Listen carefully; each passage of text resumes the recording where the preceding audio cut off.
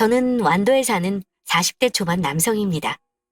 제가 오늘 청취자 여러분들에게 들려드릴 사연은 사랑하는 사람에 관한 이야기입니다. 영문도 모르고 헤어졌다가 기적적으로 다시 만나게 되었어요. 그리고 그 사람을 통해 엄청난 반전도 알게 되었습니다.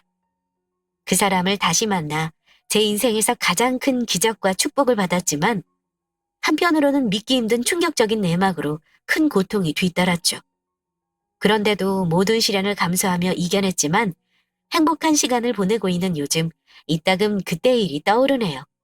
그럼 지금부터 저의 이야기를 시작하겠습니다. 우리 집은 소위 잘 사는 집이었습니다. 저는 부모님께 촉망받는 외아들이었어요. 대대로 교사 집안으로 저 또한 교사의 길을 걷기 위해 부단히 노력했습니다. 그러다 운명적인 여자를 만나게 되었어요. 그리고 그 여자와 평생을 함께하고 싶었습니다. 어머니, 아버지, 제발 그 사람을 허락해 주세요. 안 된다. 감히 우리 집안에 그런 애를 들이려 하니? 내가 지금까지 널 어떻게 키웠는데 고작 그런 기집애한테 빠져서 정신을 못 차려? 엄마처럼 네 앞길에 도움될 만한 사람과 결혼해야지. 그게 내 조다. 엄마 말이 맞다. 결혼은 둘이 마음 맞아서만 하는 게 아니야. 결혼은 마치 샘 같은 거다. 나한테 도움이 될 사람인가 아닌가 이리저리 따져가면서 골라야 하는 거야. 장차 교사 돼서 나처럼 교장이 될 아이가 그런 되먹지 못한 아이와 결혼하겠다고? 정신 차려라. 우리 집안에 그런 아이 며느리로 들일 수 없어. 더 이상 그 아이와 결혼하겠다고 나서면 우리가 나서서 둘 사이를 떼어놓으마. 그리 알고 당장 정리해. 이번 주 주말에 좋은 선자리 잡아놨다. 아버지, 결혼이 장사하는 건가요? 서로 사랑해서 하는 게 결혼이잖아요. 어찌 사랑은 제쳐두고 이득만 보고 결혼하란 말씀이세요? 어찌 한심하게 사랑 타령이야? 미래 생각 안 하고 없는 사람들이나 한가하게 사랑 타령하는 게다. 넌 그저 그런 집안에서 태어난 아이가 아니야. 대대로 교장까지 올라간 집안이며 나중에는 내 뒤를 이어 학교 이사장이 될 몸이야. 그런데 어째서 그런 하찮은 아이에게 붙잡혀 있어? 넌 지금 사랑 타령이나 할 때가 아니다. 이제 교사 생활 시작이다. 잘 이어서 아버지 뒤를 이을 생각해야지. 그깟 기집애가 뭐라고 이 난리냐? 우리 집안에 티끌만큼도 도움되지 못하는 집안, 우린 반대다. 끝까지 부모 말 거역할 거면 호적파고 네 멋대로 살아라. 그렇습니다. 제가 사랑하는 여자는 부모님께서 좋아하실 만한 사람이 아니었어요. 집안도 가난했고 배움도 짧았습니다. 뭐 하나 내세울 게 없는 집안이지만 저는 그따위 거 다 제쳐두고 내가 사랑하는 사람 하나 그 자체만 봤어요. 마음이 너무나도 따뜻하고 참 고운 사람이었습니다. 저는 결혼해서 결혼을 허락해달라며 설득했지만 매번 같은 말이 돌아왔어요. 뭐 하나 도움될 구석 없는 애와 당장 정리하라고 하셨죠. 이때까지만 해도 우리의 사랑은 위태로운 줄 알았습니다. 여자친구의 임신 소식이 있기 전까지는 말이죠. 그게 정말이야? 내가 정말 아빠가 된다고? 응, 자기랑 나 부모가 된대. 내 뱃속에 우리 아이가 있다더라. 나도 병원에서 듣고 깜짝 놀랐어. 계속 실감도 안 되고. 우리 이제 어떡해? 아이가 생겨버렸는데? 아이가 생겼다는 말을 처음 들었을 때 솔직히 머리를 3개 맞은 듯 멍했습니다. 아니, 더 정확하게 말하면 내가 아빠가 된다는 말이 와닿지 않았던 것 같아요. 그 당시 저는 교대 졸업하고 갓 초임교사가 되었을 때였습니다. 아직은 아무런 준비가 되어 있지 않은데 덜컥 아이가 생겨버렸으니 앞으로 어찌해야 하나 걱정이 앞섰습니다. 그런 제 표정을 읽은 여자친구는 나지막한 소리로 말했어요. 아무래도 지워야겠지? 우린 아직 준비도 안 됐고 무엇보다 자기 부모님의 반대가 심하시니까 결혼도 반대하시는데 뱃속에 아이까지 임신한 걸 아셔봐. 날 더 싫어하실 거야.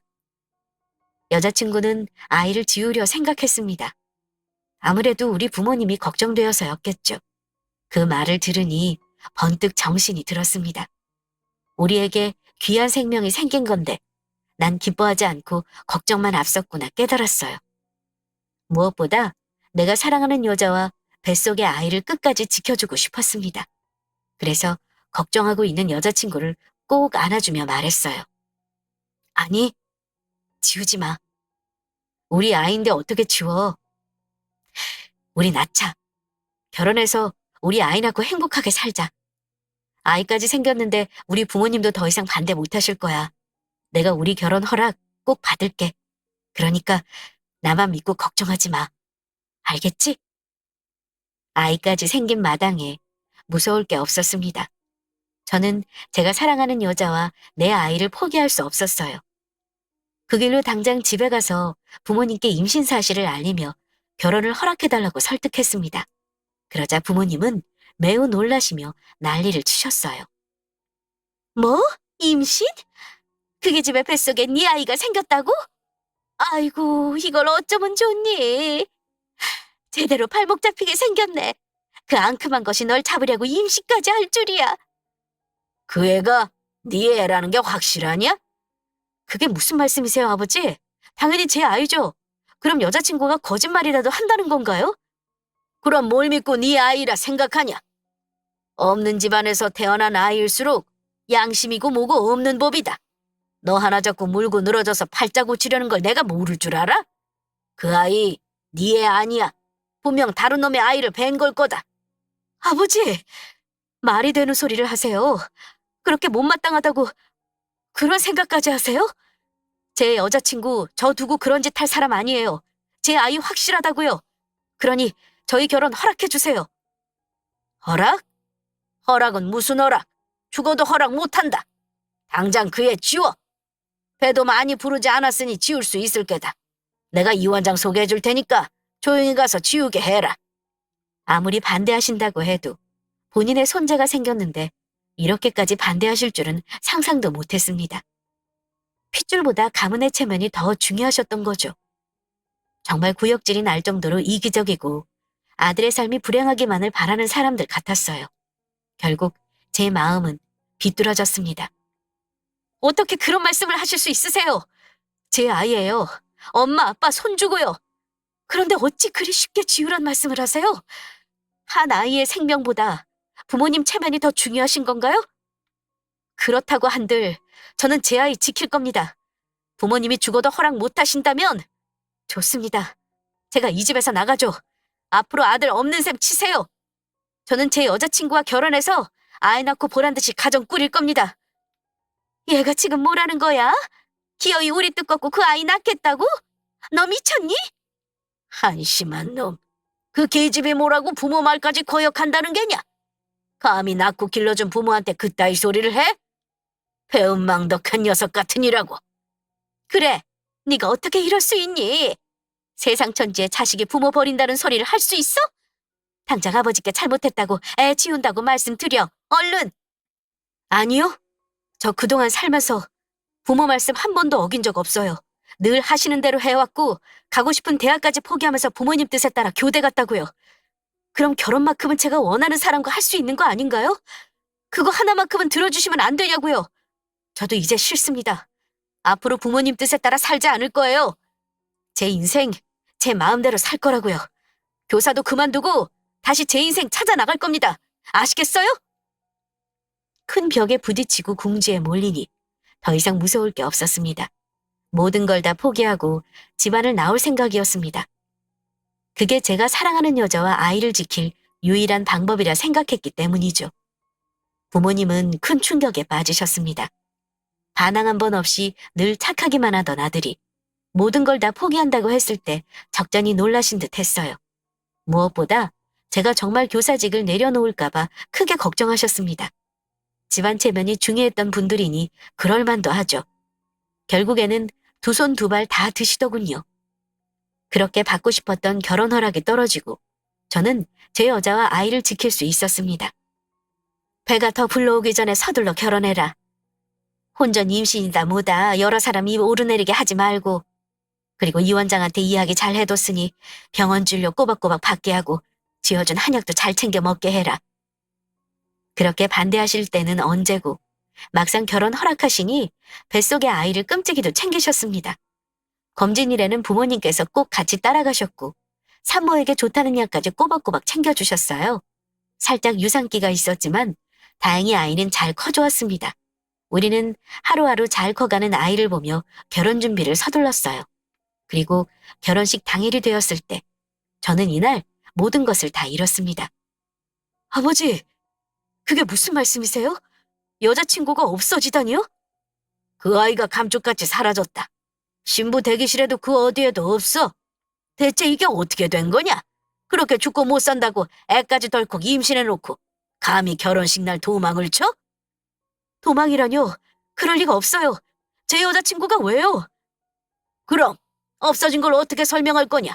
전화도 안 받고 도통 보이질 않는데 사람들 다 불러놓은 자리에 이게 무슨 망신이야? 이제 어쩔 거야? 이 되먹지 못한 기집애 하나 때문에 이게 무슨 망신이냐고? 이래서 나와 네 엄마가 그렇게 반대했던 거다. 없이 자란 것들은 꼭 이렇게 뒤통수를 치니까. 도무지 이해되지 않는 상황이었습니다. 저는 정신없이 핸드폰을 찾아 전화를 걸었어요. 하지만 계속해서 여자친구는 전화를 받지 않았습니다. 그때 여자친구가 제게 문자를 한 통 남겼더군요. 이렇게 떠나서 미안해. 아무래도 결혼을 못할 것 같아. 내가 오빠를 속였어. 뱃속의 아이, 오빠 아이 아니야. 정말 미안해. 다 잊고 날 찾지 말아줘. 믿을 수 없는 문자 내용에 그만 들고 있던 핸드폰을 떨어뜨리고 두 다리에 힘이 풀려 주저앉았습니다. 제 행동에 아버지는 핸드폰을 주워들고 문자 내용을 확인하셨죠. 이게 다 무슨 소리야? 네 아이가 아니라니. 이 요망한 것. 이거 봐라. 내 말이 맞지 않냐? 다른 놈 애로 네 발목을 잡고 늘어지려 한 게야. 이래서 없는 것들하고 상종하지 말아야 하는 거다. 차라리 잘 됐어. 결혼식 올리고 알게 된 것보다 그 전에 알게 된 게 천만다행이야. 네 할아버지가 도우셨다. 넋놓고 한참을 멍하니 있다가 믿을 수 없는 상황에 결혼식장을 뛰쳐나왔습니다. 당장 여자친구의 집으로 달려갔지만 여자친구는 없었어요. 갈만한 곳도 미친 듯이 뛰어다니며 찾았지만 그 어디에도 보이지 않았습니다. 엄청난 배신감과 충격에 하루하루 폐인처럼 살아갔죠. 수소문하며 여자친구를 찾아다니다 술에 빠져서 출근도 하지 않고 방에 처박혀 살았습니다. 부모님은 아는 인맥을 동원해 제 교사 생활이 끊어지지 않게 뒤에서 도와주고 계셨어요. 지금 이게 뭐 하는 거냐? 언제까지 한심한 꼴로 있을 거야? 내가 지금 누굴 만나고 온 줄 알아? 네 학교 교장 만나서 술이며 뇌물이며 온갖 걸로 꼬드겨서 겨우 휴직계처리 연장했다. 대체 내가 언제까지 네 뒤치다거리를 해야 해? 이쯤 했으면 정신 차리고 원래 네 삶으로 돌아와야지. 언제까지 부모 실망하게 할 게냐? 부모님은 제가 다시 안정적으로 살길 바라셨습니다. 혹여라도 저로 인해 대대로 교사 집안이었던 명성이 끊어질까 두려우셨어요. 하지만 저는 제정신이 아니었습니다. 사랑하고 믿었던 사람에게 배신당해 보셨나요? 그 배신감은 비수로 돌아와 제 마음과 정신을 황폐하게 했습니다. 무려 1년이란 시간을 말이죠. 참으로 지독하더군요. 다시 문 밖으로 걸어 나오기까지 긴 시간이 걸렸습니다. 매일매일 여자친구를 생각하며 시달리던 저는 정신이 어떻게 될 것처럼 미칠 것 같았어요. 그래서 무엇이든 해야 했습니다. 그 사람을 잊을 수만 있다면 다른 일에 몰두해야 했어요. 그렇게 다시 교직에 복귀해 기계처럼 일에만 매달렸습니다. 어느 정도 시간이 흐르니 부모님은 새로운 사람을 만나 결혼하라며 부추기더군요. 교직 생활한 지 어느덧 8년이 다 되어가는구나. 이만큼이면 우리도 많이 기다려줬다. 이제 그만 알맞은 집안의 자식과 연을 맺어야지. 생각 없습니다. 지금까지 그 애 잊지 못한 거냐? 8년이다. 무려 8년이란 시간이 지났어. 그만큼 했으면 이제 그만 다 잊고 새로운 사람을 만나야지.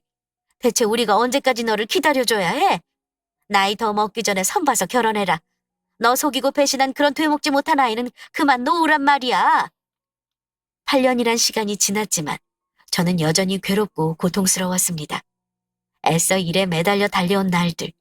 그 날들은 그저 밉지만 보고 싶은 그 여자를 떠올리지 않으려 노력한 시간이었어요. 제 아이를 임신한 게 아니고 결혼식 날 그렇게 도망가 버렸지만 참 못나게도 여전히 그 여자를 사랑하고 있었습니다. 이게 집착인지 오개인지 모르겠지만 제 마음은 그랬죠. 그래서 더욱 괴로웠습니다. 부모님 말씀대로 순순히 잊지 못하는 저 자신이 한심했습니다. 부모님은 날이 갈수록 결혼하라며 저를 압박했고 부딪힘을 감당할 수 없었던 저는 결국 떠나고자 결심했습니다. 아니 김 선생, 갑자기 종근이라니. 그것도 안도로? 제정신이야? 다른 사람들은 서울에서 교사 생활하고 싶어 난리인데 자네처럼 능력되는 사람이 뭐하러 그런 지방에 내려가? 지쳐서요. 머리 좀 식힐 겸 내려가고 싶습니다. 마침 바다도 있고요. 다른 사람들은 지방으로 정근 신청한 저를 이해하지 못했습니다. 분명 후회할 거라고 붙잡았죠. 하지만 저는 더 이상 버틸 힘이 남아있지 않았습니다. 부모님의 뜻에 못 이겨 빈 껍데기인 채로 다른 사람과 결혼하고 싶지는 않았어요. 그래서 도망치고 싶었습니다. 공기 좋고 한적한 곳에서 머리와 마음을 식히며 살고 싶었어요. 무엇보다 그곳은 제가 사랑한 사람의 고향이었거든요. 감쪽같이 증발해버린 제 여자친구의 흔적이 있는 곳. 그곳에서 평화로이 지내고 싶었습니다. 부모님의 반대가 심했지만 굴하지 않고 짐을 챙겨 완도로 내려갔어요. 그리고 아주 작은 동네의 학교에서 아이들을 가르치기 시작했습니다. 서울에서 우리 가르치러 온 선생님이세요? 서울은 신기한 것도 많고 놀 것도 많다던데 진짜 그래요? 그래, 내가 너희들 담임을 맡은 선생님이야. 앞으로 잘 부탁해. 작은 동네에서 자란 아이들이라 그런지 참으로 순수했습니다. 서울에서 가르치던 아이들은 엄마들 치맛바람에 못 이겨 어린 나이부터 성적에 연연하고 아이답지 못했죠. 반면에 제가 가르치게 될 아이들은 공부보다는 노는 걸 좋아했습니다. 순박하게 웃으며 뛰어다니고 그 나이 아이들처럼 웃음이 많았죠. 그중에서 유독 키가 작은 남자아이가 하나 있었는데 이끌림이라고 해야 하나요? 계속 그 아이가 눈에 밟히고 신경 쓰였습니다. 아무래도 키가 작고 왜소한 탓에 또래 아이들에게 늘 밀려서 그런 듯 했어요. 여기서 뭐하니? 친구들하고 같이 안 놀고? 애들이 저 싫어해요. 저도 애들이랑 놀기 싫고. 그게 무슨 소리야? 친구들이 왜 재훈이를 싫어해? 그렇지 않아. 선생님이 몰라서 그래요. 저는 쟤들보다 키도 작고 약해 빠져서 축구에 절대 안 끼워주는데요. 그리고 툭하면 우리 엄마를 얼마나 놀리는데. 엄마를 놀린다고? 그런 게 있어요. 그냥 제가 키도 작고 만만하니까 놀리는 거예요. 아이들끼리 모여 한참 신나게 놀고 있는데 재윤이는 늘 한 구석에 앉아 노는 아이들을 물끄러미 쳐다보기만 했습니다. 그 모습이 신경 쓰여서 왜 같이 안 노냐고 물어본 거였는데 아이들이 재윤이를 놀린다고 하더군요. 그게 뭔지 궁금해서 더 말을 붙여보고 싶었으나 재윤이는 더 이상 말하고 싶지 않은지 자리를 떠났습니다. 이상하게 그 아이가 신경 쓰였어요. 친구들과 같이 놀고 싶지만 그러지 못해 풀 죽어 있는 모습이 딱했습니다. 그래서 고민 끝에 제가 재윤이에게 다가갔어요. 재윤아, 선생님이 재미있는 거 보여줄까? 재미있는 거예요? 그게 뭔데요?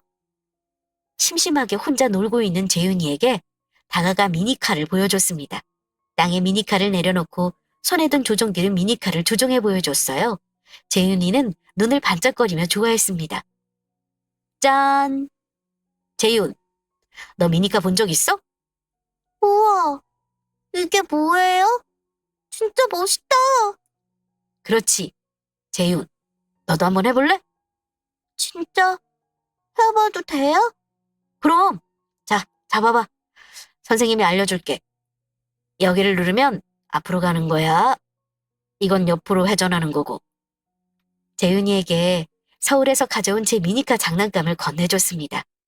재윤이는 미니카를 조종하는 게 재미있는지 신나했어요. 아이들에게 재윤이와 같이 놀아주라고 이야기한들 아이들은 듣지 않고 고집부렸습니다. 선생님 말씀이라 마지못해 네라고 하지만 뒤돌아서면 재훈이는 또 혼자였죠. 그래서 생각을 바꿨습니다. 제가 재훈이의 친구가 되어주기로 말입니다.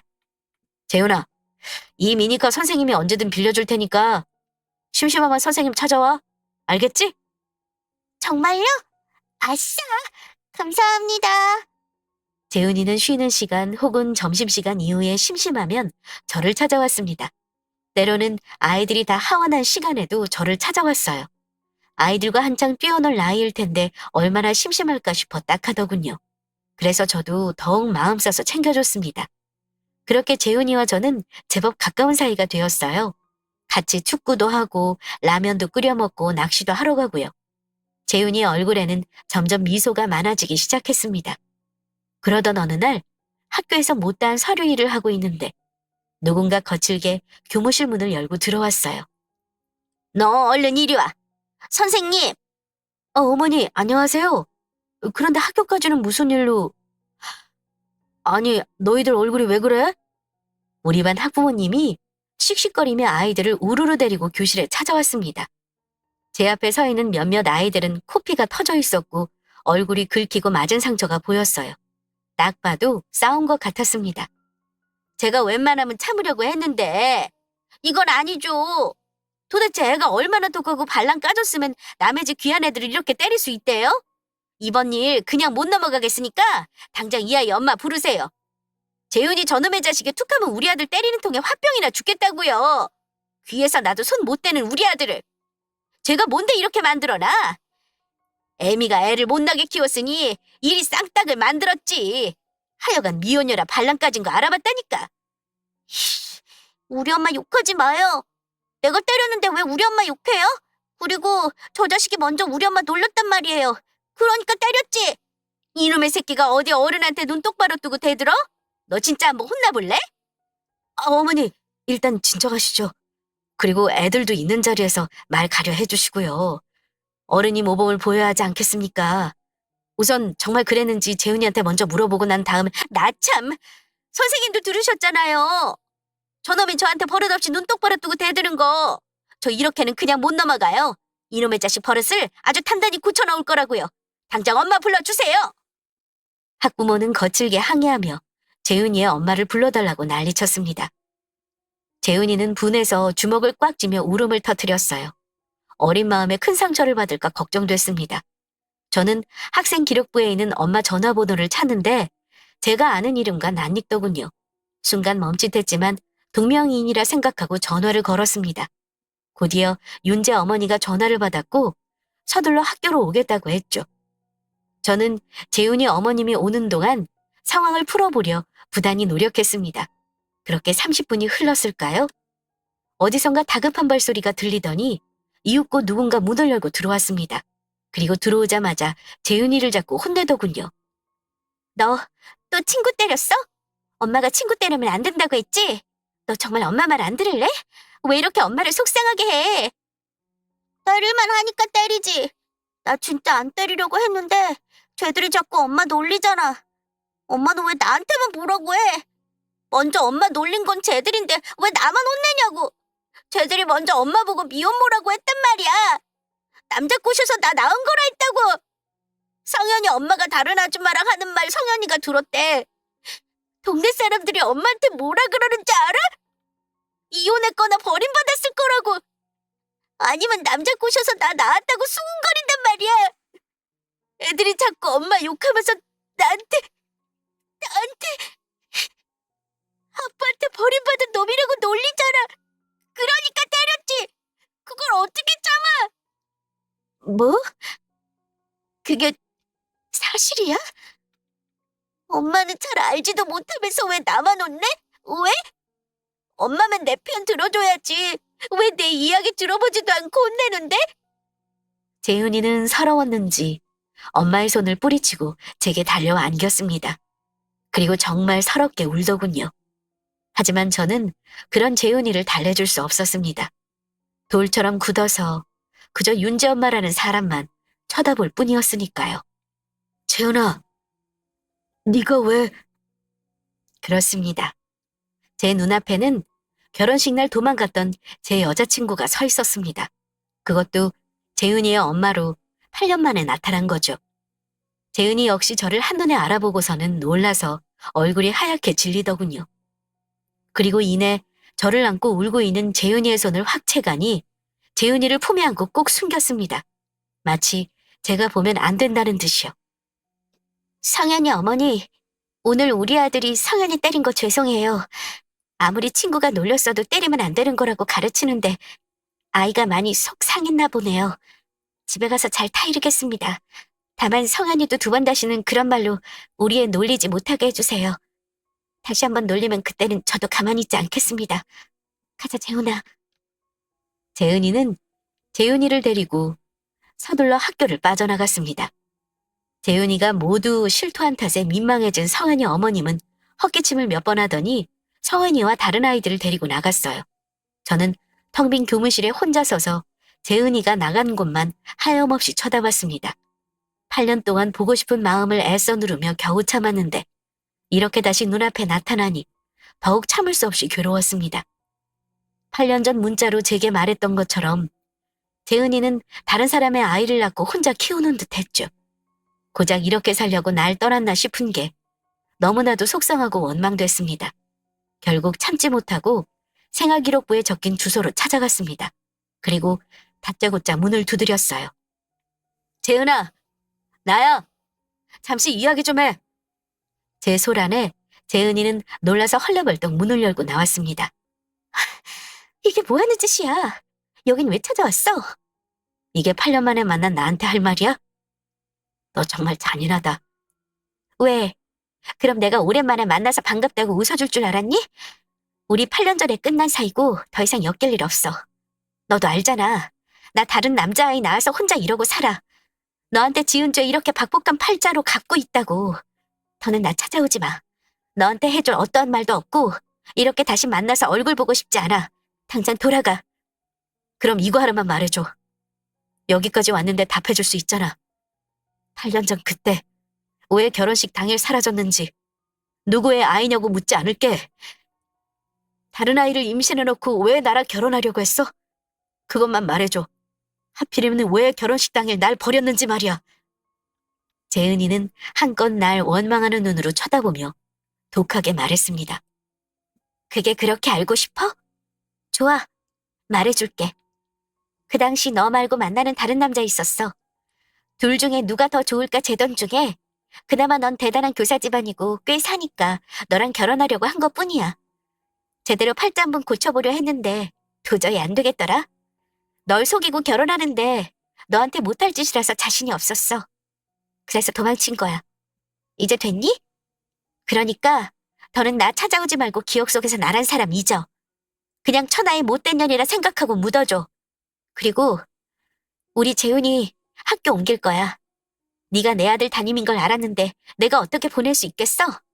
재훈이 가져서 결혼식 파토 냈다고 생각하고 우리 애 잡을지 누가 아냐고. 나 불안해서 못 보내. 그러니까 당분간 집에 데리고 있을게. 재은이는 참으로 모질게 저를 밀어냈습니다. 문을 쾅 닫고 안으로 들어간 재은이의 뒷모습만 하염없이 되뇌다 돌아갔어요. 속상한 마음을 달래려 술을 진탕 먹고 바보같이 울기만 했습니다. 그렇게 제게 못되게 군 여자인데 저는 참 속도 없다 싶었어요. 그런 모진 말을 들었음에도 여전히 그녀를 사랑했으니까요. 그래서 더욱 괴로웠습니다. 그렇게 술에 의지한 채 며칠이 흘렀어요. 저는 고민 끝에 아버지께 연락했고 아버지가 이사장으로 있는 학교에 들어가겠다고 했습니다. 아버지는 대신 조건이 있다고 했습니다. 도와줄 테니 부모님이 정한 집안의 아가씨와 결혼하라고 말이죠. 결국 저는 알겠다고 했습니다. 참으로 어리석은 짓이지만 그럴 수밖에 없었어요. 제가 여기 있는 게 재은이를 힘들게 할 뿐이니까요. 그러다 괜히 재윤이까지 다칠까 염려됐습니다. 저만 사라져주면 모든 게 다시 제자리로 돌아올 거라 생각했어요. 그래서 짐을 꾸려 학교를 떠나려 했습니다. 선생님! 잠시만요! 선생님! 짐을 챙겨 배를 타러 가는데 누군가가 저를 애타게 부르며 쫓아오고 있었습니다. 걸음을 멈춰서 뒤돌아보니 재윤이더군요. 재윤이구나. 그동안 잘 지냈니? 선생님, 떠나신다는 게 정말이에요? 그래. 그렇게 됐어. 제대로 인사 못하고 갈 뻔했는데 이렇게 와줘서 고마워. 그러니까 재은이 이제 학교 나와도 돼. 선생님 재은이 사물함에 미니카 넣어뒀어. 이제 네 것이니까 재미있게 가지고 놀아. 싫어요. 선생님 없이 혼자 가지고 놀면 뭐해요? 하나도 재미없는데. 가지 마요, 선생님. 미안해, 재은아. 엄마가 울었어요. 뭐? 선생님이 우리 집에 온 그날 엄마가 밤새 울었어요. 엄청 슬프게 울었다고요. 저 우리 엄마 그렇게 우는 거 처음 봤어요. 선생님이랑 우리 엄마 어떻게 아는 사이예요? 혹시 선생님이 우리 아빠예요? 뭐? 우리 엄마가 그랬어요. 우리 아빠도 선생님처럼 아이들 가르치는 선생님이라고. 그리고 선생님이 떠난다니까 엄마가 또 슬프게 울었어요. 옷장에서 이걸 꺼내서 울었다고요. 이거 선생님이 목걸이에 걸린 반지랑 똑같은 거잖아요. 저는 서둘러 재은이가 펼쳐 보이는 반지를 확인했습니다. 놀랍게도 재은이랑 나눠 낀 커플링이더군요. 이제야 정신이 돌아왔습니다. 재은이는 저를 결코 배신할 사람이 아니란 걸요. 직접 확인해 봐야겠다 싶어서 급히 재은이를 찾아갔어요. 그리고 따졌습니다. 애 오빠가 누구야? 혹시 나야? 그때 다른 사람의 아이가 아니고 정말 내 아이를 임신한 거냐고? 갑자기 찾아와서 그게 무슨 소리야? 아니야. 재훈이 다른 사람 아이야. 그럼 왜 울었어? 내가 찾아온 날 왜 슬프게 밤새 울었냐고? 내가 떠난다는 소식 들었을 때 왜 커플링 잡고 왜 울었냐고? 너 나한테 숨기는 거 있지? 그러지 않고서야 이 커플링 왜 지금까지 가지고 있는 건데? 몰라. 그런 적 없어. 그러니까 돌아가. 아니, 넌 지금 날 속이고 있어. 분명 뭐가 있다고. 네가 계속 말 안 하면 내가 직접 확인할게. 재훈이랑 친자감식 의뢰할 거야. 저는 그 말을 끝으로 몸을 돌려 집을 빠져나오려 했습니다. 그 순간 재은이가 저를 붙잡더군요. 그래, 맞아. 재훈이 네 아이야. 정말? 재은이가 내 아이라고? 왜 그랬어? 대체 왜 날 속이고 결혼식 날 도망간 거야? 지켜야 했으니까. 뭐? 당신 부모한테서 우리 재훈이 지켜야 했으니까. 그래서 어쩔 수 없이 도망갔던 거야. 그게 무슨 소리야? 우리 부모님이 왜? 그날 결혼식장에서 있던 날 어머니가 사람 시켜서 날 데리고 나가셨어. 난 차를 타고 어딘가로 옮겨졌고 눈을 떠보니 병원 수술대더라. 당신 부모님은 우리를 속인 거야. 결혼 허락해주는 척하면서 뒤에서 몰래 우리 아이를 지우게 하려고 했다고. 몸에 좋은 약 지어주신 건 다 애 떨어지게 하는 약이고 진료일 때마다 같이 갔던 건 애가 떨어졌나 직접 확인하기 위해서였어. 약을 써도 잘 떨어지지 않으니까 결국 그날 우리 재훈이 지우게 하려 하셨다고. 말도 안 돼. 우리 부모님이 어떻게 그런 짓을... 나도 처음엔 믿기지 않았어. 어찌어찌 겨우 그 수술방에서 도망치고 간신히 몸을 숨겼는데 그때 어머니가 아버님이랑 전화통화하는 소리를 들은 거야. 본인 아들 인생 망치지 않게 하려면 기필코 애를 지워야 한다고 했어. 그래서 결혼식 날 병원으로 빼돌린 거야. 당신한테는 다른 사람 아이를 가져서 도망쳤다고 둘러댄다더라. 어떻게든 찾아서 애 지울 테니 시간 좀 벌어달라며 전화를 끊는데 당신한테 연락할 수 없었어. 내 핸드폰은 어머님이 가지고 있었고 당신한테 돌아간다 한들 뱃속의 아이를 지킬 수 없다고 생각했으니까. 그래서 떠난 거야. 우리 아이 살리려고. 우리 부모님 어떻게 너한테 그런 몹쓸 짓을... 난 그것도 모르고 널 원망하고 미워했어. 미안해. 미안해, 재은아. 그동안 혼자서 우리 재은이 잘 키워줘서 정말 고마워. 나도 당신 원망 많이 했어. 재훈이는 점점 커가고 부쩍 아빠를 찾는데 너무 힘들더라. 재훈이 옆에 당신이 있었다면 참 좋았을 텐데 당신을 찾아가 볼까 생각도 했지만 무서웠어. 당신이 다른 사람하고 행복하게 지내고 있을까봐. 그 모습 보기 싫어서 찾지 않았어. 그래서 나 혼자 재은이 잘 키워보려고 여기 온 거야. 여긴 내가 할머니 할아버지랑 살았던 고향이니까. 이곳에서 재은이를 키우고 싶었어. 당신 부모님께도 우리 재은이를 숨길 수 있고 말이야. 재은이 당신하고 내 이름 한 글자씩 따서 지은 이름이야. 너무 늦었지만 다시 만나게 돼서 참 기뻤어. 저는 흐느껴 오는 재은이의 작은 어깨를 감싸 안아주었습니다. 그리고 저 또한 참을 수 없는 아픔에 목 놓아 울었어요. 그렇게 8년 만에 제가 사랑하는 여자와 아이를 찾게 되었습니다. 저는 재은이에게 모든 것을 다 정리하고 이곳으로 올 테니 잠시 시간을 달라고 했습니다. 재은이의 아빠로 돌아오기 전에 정리해야 할 것이 있다고 했죠.